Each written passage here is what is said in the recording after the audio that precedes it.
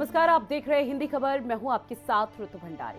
चहचहाते पंछियों की आवाज और सैलानियों की चहल पहल से गुलजार रहने वाला जम्मू कश्मीर का पहलगाम आज खामोश है, गमगीन है और वजह है जन्नत कश्मीर में कल जो कुछ भी हुआ उसने पूरे इलाके को दहशत में डुबो दिया। पहलगाम के बेसरन में हुए आतंकी हमले के बाद वादियों की रौनक पूरी तरह से गायब हो चुकी है और सड़कों पर सिर्फ और सिर्फ सन्नाटा पसरा हुआ है। इस आतंकी हमले के बाद जब सुरक्षा बलों ने ऑपरेशन शुरू किया तो बेसरन की वादियों में एक अलग ही मंजर देखने को मिला। हर तरफ अफरा तफरी का माहौल था। बच्चों की चप्पलें, अध खुले हुए टिफिन बॉक्स, बिखरे हुए पर्स और खून के धब्बे, ये सब देखना बेहद ही भयावह था। कुछ पर्यटकों के बैग अभी भी पेड़ों के नीचे पड़े हुए हैं। आतंकी हमले में 26 लोगों की मौत हो गई, 17 लोग घायल हैं और हालात अभी भी गंभीर बने हैं। कहा तो ये जाता है कि आतंकियों का कोई धर्म नहीं होता, लेकिन कल आतंकियों ने पर्यटकों से उनका नाम पूछा, उनका धर्म पूछा और उसके बाद हिंदू होने की सजा दे दी। हमले की जिम्मेदारी लश्कर-ए-तैयबा के विंग द रेजिस्टेंस फ्रंट यानी कि टीआरएफ ने ली है। इंटेलिजेंस सूत्रों के हवाले से जो खबर सामने आई उसमें यह बताया गया कि पहलगाम अटैक में 2 फॉरेन टेररिस्ट और 2 लोकल आतंकी भी शामिल थे। सेना की तरफ से सर्च ऑपरेशन जारी है, तो वहीं पीएम मोदी, गृह मंत्री अमित शाह लगातार पूरे मामले पर नजर बनाए हुए हैं। लेकिन सबके मन में सवाल अब बस यही उठ रहा है कि आखिर कब तक आतंकियों के निशाने पर मासूम लोग रहेंगे, कब पाकिस्तान को मुंहतोड़ जवाब दिया जाएगा। और सवाल तो ये भी कि क्या भारत आतंकियों को मुंहतोड़ जवाब देगा, क्या इस बार हिंदुस्तान घर में घुसकर मारेगा। ऐसे में कुछ सवाल हैं जो लगातार उठ रहे हैं और सवाल ये उठ जाता है कि पहलगाम हमले में फुल एक्शन कब होगा या फिर इस बार ऑल आउट ऑपरेशन होगा। सवाल ये भी कि लश्कर आतंकियों का हिसाब कब होगा, क्या सर्जिकल स्ट्राइक का वक्त अब आ चुका है, आतंकियों ने हिंदुओं को ही क्यों टारगेट किया। सवाल तो ये भी उठ जाता है कि पाकिस्तान के मंसूबे कब नेस्तनाबूद होंगे। 15 साल से सुलग रही घाटी आखिर कब शांत होगी, क्योंकि कुछ ऐसे वीडियोस हैं जो इस वक्त सोशल मीडिया पर बहुत तेजी के साथ इस आतंकी हमले से जुड़े हुए वायरल हो रहे हैं, जिसको देखते ही सुनते ही हर किसी की रूह कांप जाए। लोगों के रोने बिलखने की आवाज आ रही है। ऐसे में औरतों की तरफ से, महिलाओं की तरफ से कहा जा रहा है कि हमें बचा लो। खास पैनल हमारे साथ जुड़ा हुआ है जिनसे आप सभी का तारुफ करा दे। आईजी आर.के. भार्गव जी जुड़ गए हैं जो कि रिटायर्ड रक्षा विशेषज्ञ हैं। बहुत स्वागत करती हूँ सर आपका। साथ ही हमारे साथ एच.एस. रावत जी जुड़े हुए हैं जो कि हिंदू धर्मगुरु से हैं और हिंदू धर्मगुरु आचार्य डॉक्टर आदित्य पांडे जी भी हमारे साथ जुड़ चुके हैं। आप दोनों का भी बहुत स्वागत करती हूँ हिंदी खबर में। शुरुआत आईजी आर.के. भार्गव जी मैं आप ही के साथ करूंगी। देश भर में आक्रोश है, उबाल है, नाराजगी है, सड़कों पर लोग उतरे हुए हैं। न सिर्फ लोग, अलग अलग संगठन यानी कि हिंदू संगठन के लोग, और महज एक ही आवाज सुनाई दे रही है कि आतंकी हमला इस बार मांगे बदला। तो क्या वो बदला देखने को मिल पाएगा सर? देखिए, इसमें मुझे कोई शक नहीं है कि सूनर और लेटर, यानी आज कल या हो सकता है हफ्ते भर बाद या महीने भर बाद, क्योंकि कहते हैं बदला जितना आराम से लिया जाए उतना ही उसका स्वाद बढ़ा हुआ होता है। लेकिन अगर आप हमले को तुरंत हमला करें तो अभी जैसे खबर आ रही है कि पाकिस्तान ने अपनी सेना को अलर्ट मोड के ऊपर डाला हुआ है। हाँ। इसका मतलब तैयार है, उसे पता है कि हमारी तरफ से कुछ ना कुछ हमला हो सकता है। ऐसी हालत में हमला करना, ऐसी हालत में कोई भी एक्शन लेना अपने लिए नुकसान कारक भी होता है और काफी हद तक होता भी है। इसलिए अगर हम आज ही या अभी तुरंत उसके ऊपर बदला लेने की चेष्टा करेंगे तो शायद हम उतना सक्सेसफुल ना हो। जिस तरह से हमारे ऊपर अभी आतंकवादियों ने अटैक किया, जबकि एक तरह से मैं कहूंगा कि कश्मीर में सिक्योरिटी फोर्सेस में या बाकी गवर्नमेंट के अंदर एक कंप्लीसेंसी आई हुई थी कि हाँ ठीक है, आराम है, अभी कुछ नहीं है। बहुत टूरिस्ट भी वहां पर बहुत आए थे यही सोच करके कि हाँ ठीक है, अभी कुछ नहीं है। तो एक तरह से ये हम एक कंप्लीसेंसी में बैठे हुए थे। लेकिन यही कंप्लीसेंसी अगर हमारे एडवर्सरी में हो और तब हम उसके ऊपर हमला करें तो उसमें हमें काफी सफलता मिलेगी और दुश्मन को उसका एक सबक भी मिलेगा। तो इसलिए ये कहना कि हम अभी करें या तुरंत कर दें, ऐसा नहीं। इस चीज में सरप्राइज एक बहुत इंपॉर्टेंट फैक्टर होता है। नहीं लिया जाएगा, लेकिन बदला इस बार लिया जाएगा, लेना चाहिए लेकिन जब उसे उम्मीद ना हो। लेकिन भार्गव जी, इस बार जो आतंकी हमला हुआ उसको देखकर, या तस्वीरें जो अब तक सामने आई है, जो वीडियोस अब तक सामने आए, उसको देखकर ये नहीं लग रहा कि आतंकियों की तरफ से सब कुछ पहले से प्री प्लान था? अचानक धावा नहीं बोला गया, वहां जाकर मौके पर रेकी की गई थी। उन्हें पता था कि पर्यटकों की भारी संख्या में यहाँ पर मौजूद रहेंगे, कब कैसे मारना है, क्योंकि वहां पर जो लोग मौजूद थे सैलानियों से उनका धर्म पूछा, उनका नाम पूछा, कुछ लोगों की पैंट तक उतरवाई गई है, उसके बाद उनके सीने पर गोली दाग दी गई। हाँ बिल्कुल ठीक है। ये जो हमला हुआ है ये अचानक नहीं किया है उन्होंने, ये उन्होंने अचानक नहीं किया है। हमारे लिए अचानक हो सकता है, लेकिन उन्होंने इसके लिए पूरी तैयारी की है। जी। इस चीज के ऊपर पूरा उन्होंने सोच विचार किया है कि किस जगह पर किया जाए और कब किया जाए। और जैसी अभी खबर मिल रही है, जो भी आतंकवादी थे ये पीछे पाकिस्तान में कराची और मुजफ्फराबाद के साथ में कांटेक्ट में थे। उन्हें उनसे वहां उनको लगातार डायरेक्शन मिल रही थी, क्या करना है कैसे करना है, ये उनको डायरेक्शन मिल रही थी। और ठीक है, इंफॉर्मेशन वो है, एक इंट की इंफॉर्मेशन है, टेक्निकल इंफॉर्मेशन है, लेकिन ये नहीं भी हो तब भी एक बीएसएफ का अफसर होने के नाते मैं ये कह सकता हूं कि ये हमला उन्होंने अचानक चलते चलते नहीं कर दिया है। इसके लिए उन्होंने प्लानिंग की है। हम टीआरएफ का नाम ले रहे हैं। टीआरएफ का करीब 18 या 2018 या 19 से जम्मू के रीजन में, या कह लीजिए कि साउथ कश्मीर में एक्टिव रहा है, लेकिन उसने अभी तक इस तरह की कोई घटना, कोई मेजर घटना का इंतजाम नहीं दिया था। लेकिन वो एक्टिव था, उसके स्लीपर सेल जिंदा थे।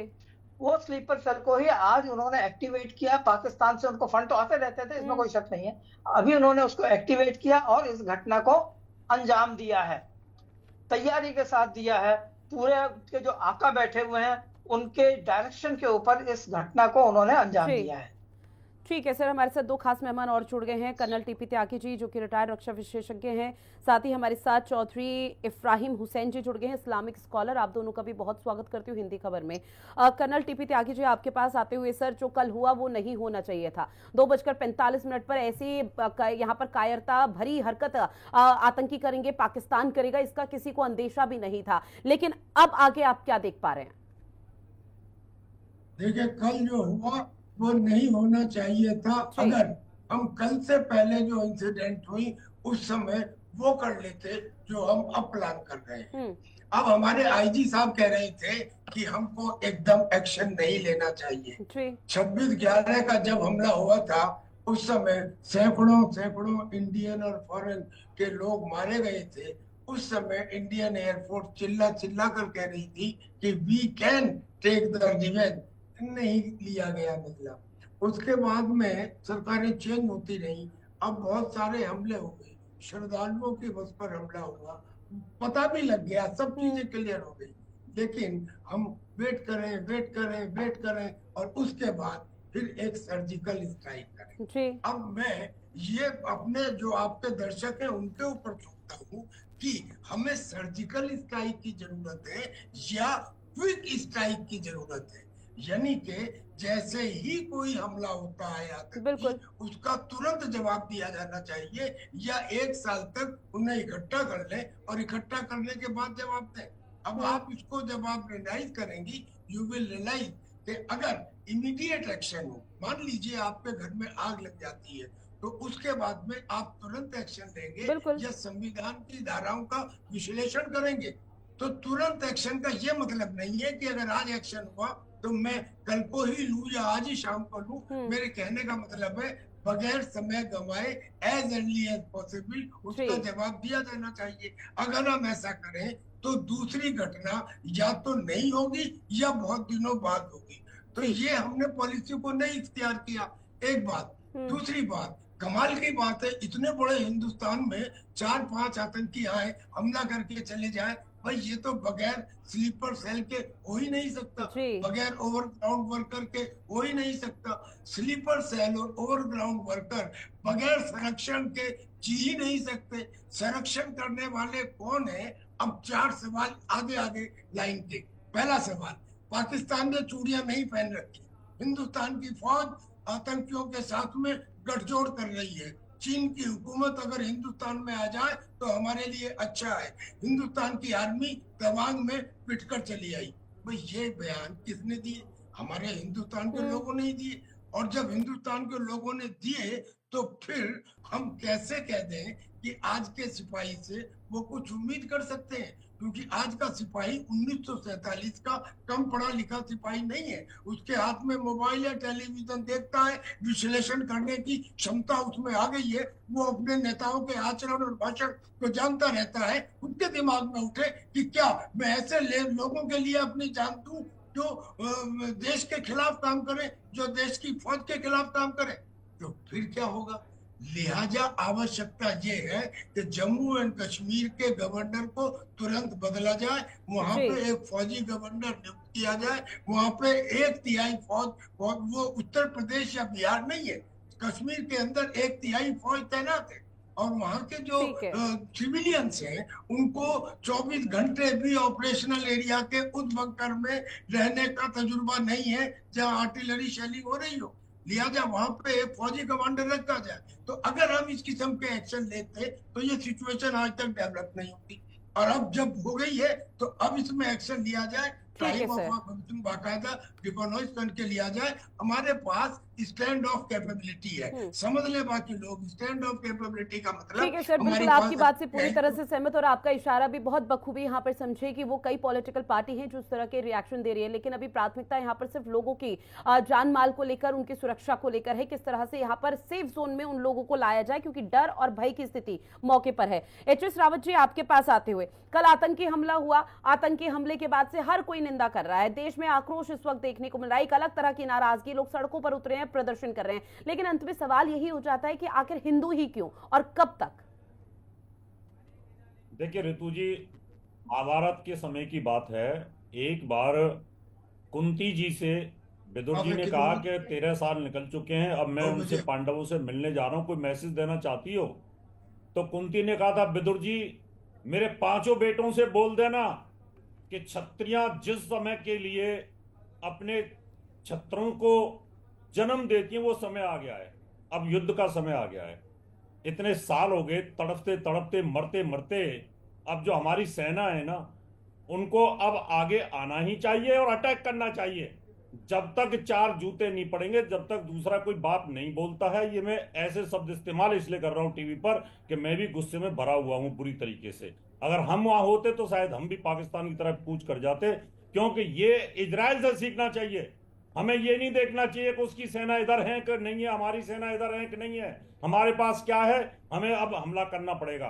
कभी कभी आपने देखा है कि छोटा सा कुत्ता भी शेर को भगा देता है। इजराइल ने कैसी हालत कर रखी है सब लोगों की, और वहां पर छोटा सा 90-95 लाख आदमी है उनके पास में, और उसके बावजूद भी उनका भय इतना है, इतना खौफ इतना है कि बड़े बड़े देश उससे लड़ने में डर रहे हैं। इसलिए पाकिस्तान को सबक सिखाना, पाकिस्तान को टुकड़े टुकड़े करना, तोड़ना, अब वो समय आ चुका है। मोदी जी को एक्शन लेना चाहिए।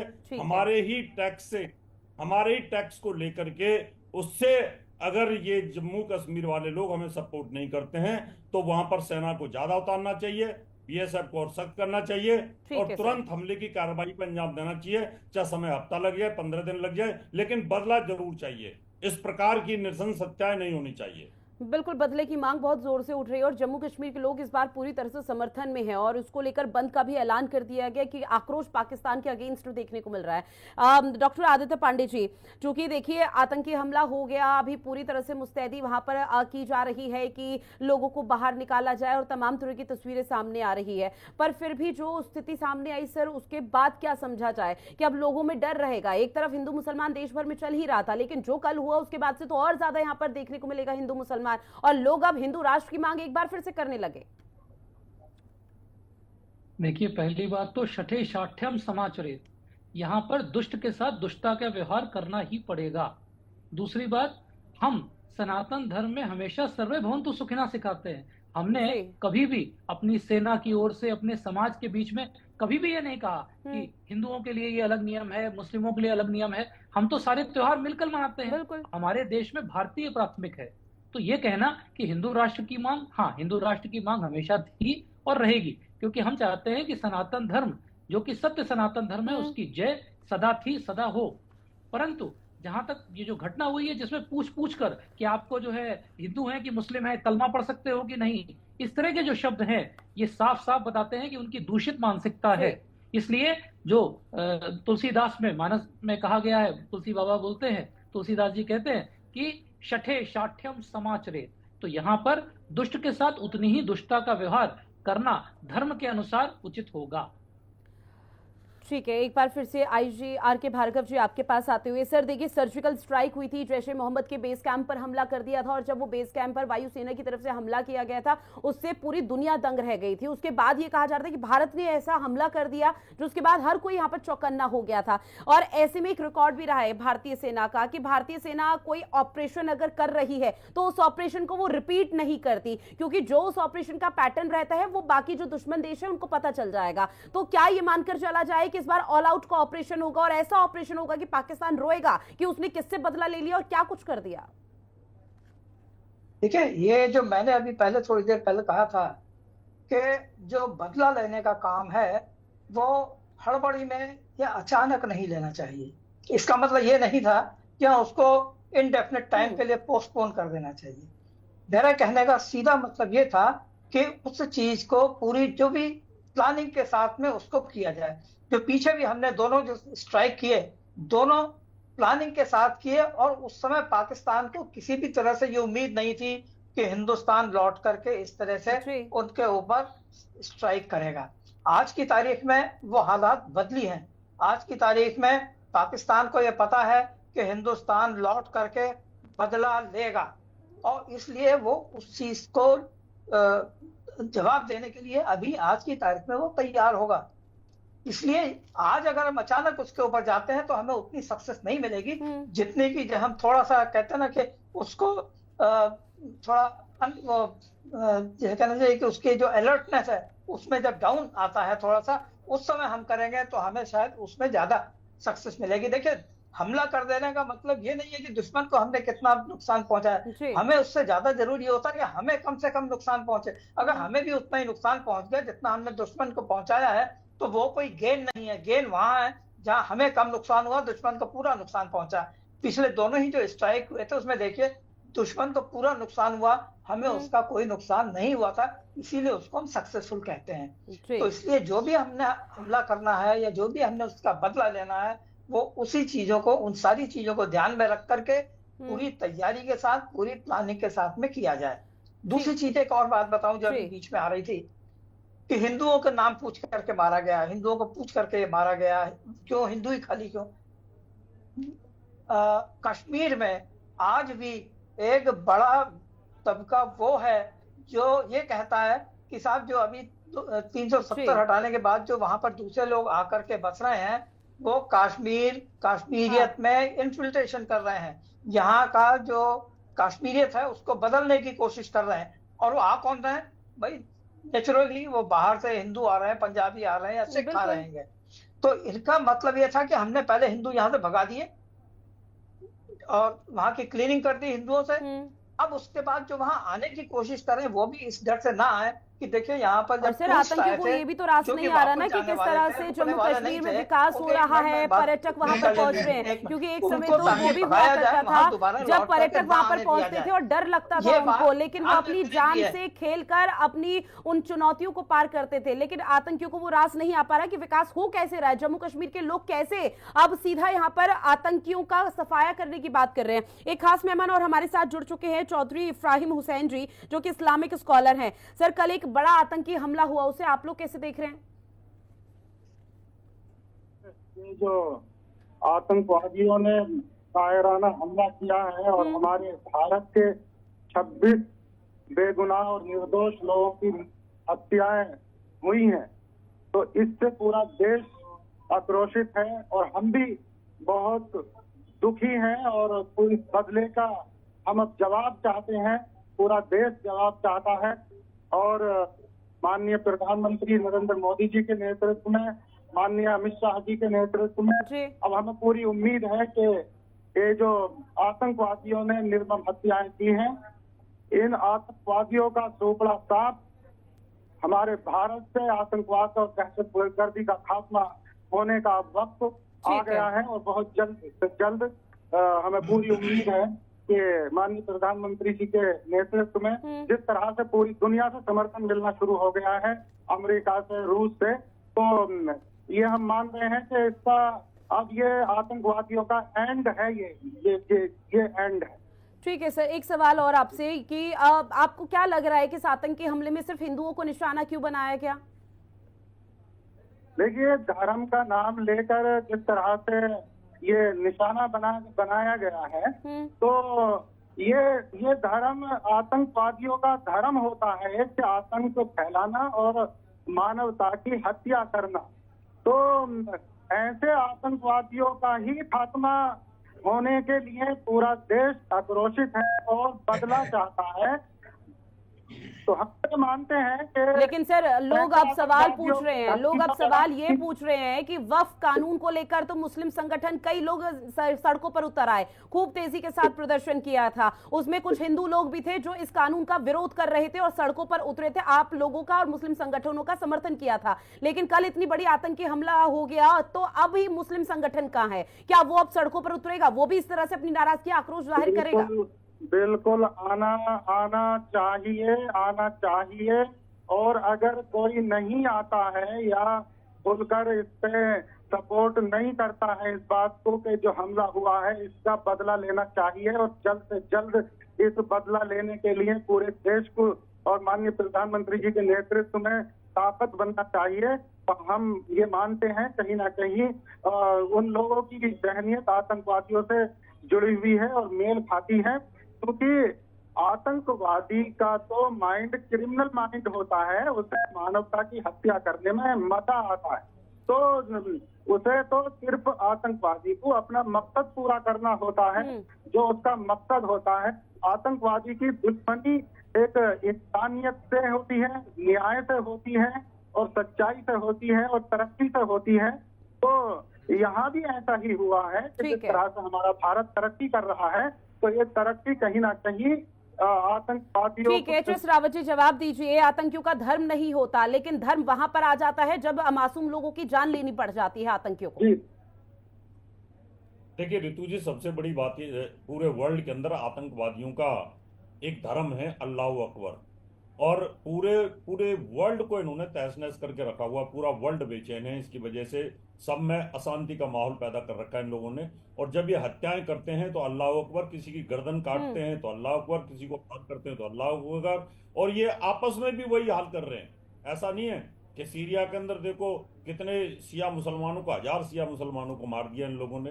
तो इनमें कहीं ना कहीं जो इनके दिमाग में एक क्रिमिनल माइंड सेट किया हुआ है, इनको जो बचपन में सिखाया जाता है, तो वो बड़ा खतरनाक है। यहाँ पर हिंदुस्तान को बहुत अलर्ट रहने की जरूरत है, क्योंकि पाकिस्तान और बांग्लादेश दोनों आपस में इनकी इंटेलिजेंस ही मिली हुई है, और इस समय जब हमला करना है तो उस सोच करके साथ में हमला करना पड़ेगा कि कहीं ऐसा ना हो कि हम इधर से हमला करें और उधर से भी वो तैयारी करें।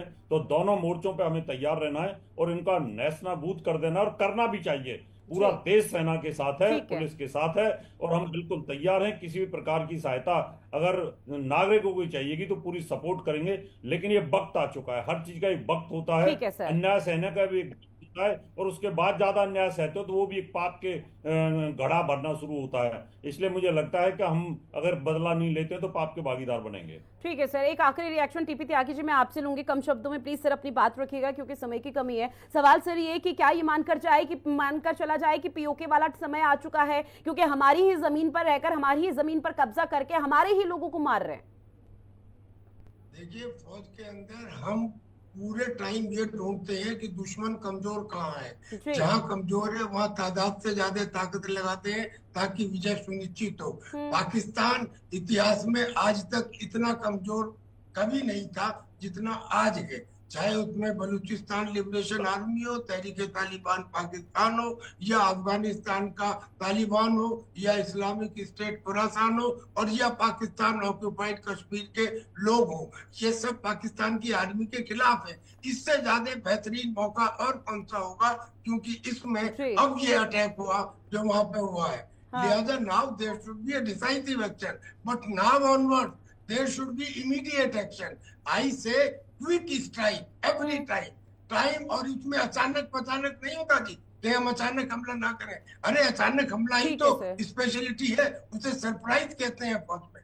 हाँ। लिहाजा जैसे ही कोई एक्शन हो तुरंत उसका रिएक्शन हो। बिल्कुल, ताकि उसी आगे रिएक्शन के का भी action इंतजार जो किया जा रहा है कि भारत सरकार और भारतीय सेना की तरफ से क्या फैसला लिया जाता है, क्योंकि पाकिस्तान शायद इसी वजह से कमजोर है आज, क्योंकि उसका सारा ध्यान विकास और आम जनमानस की सेवा पर नहीं है, उसका ध्यान आतंकवाद को है कि आतंकवाद को कैसे हम और बड़ा यहाँ पे पनाह दें, किस तरह से उनको यहाँ पर फल फूलने दें। बहरहाल समय की कमी, आप सभी मेहमान हमारे साथ जुड़े, इस महत्वपूर्ण विषय पर चर्चा की, उसके लिए आप सभी का बहुत शुक्रिया।